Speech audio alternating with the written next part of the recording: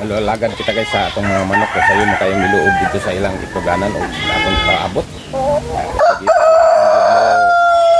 Duol ka na po masamtang atong gi pangkurok na to. Kay siguro umilit-lit na gid ng mga manok. Dili na lang ito pabuton.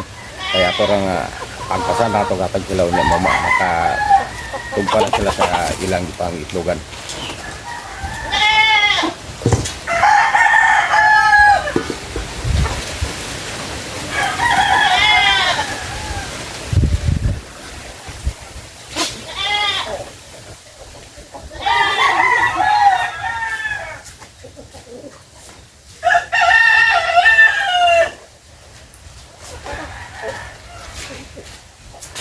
Kini amoy atong gihatag nga pagkaon kani sa atong mga manok.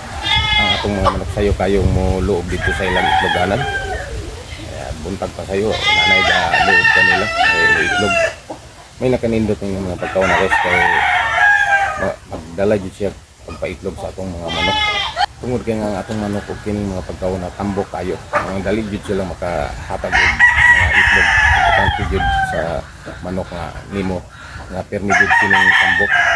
Taba jud ang atong mga manok permi kay kang niwang ang imong mga manok dili ka na makatag og mga itlog.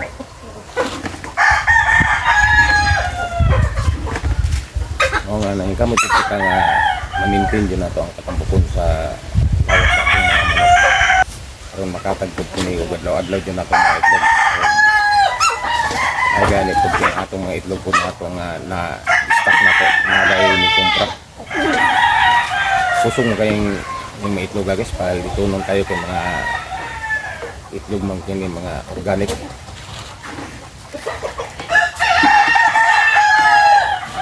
Palitunon jud kayong mga itlog kay dili man ni pareho sa mga white bigon nga mga itlog na mga chemicals. Ay nakalindot ining mga ano pa mga pagkaon kung matanggatag kay sigurado yung makapaitlog jud kini. May uban nga nalagugtak itlog na karon. Nagkat kaya mga manok pero kayo ra kay lain itlog sa itlog sa katlaw ay nakapita na kayo.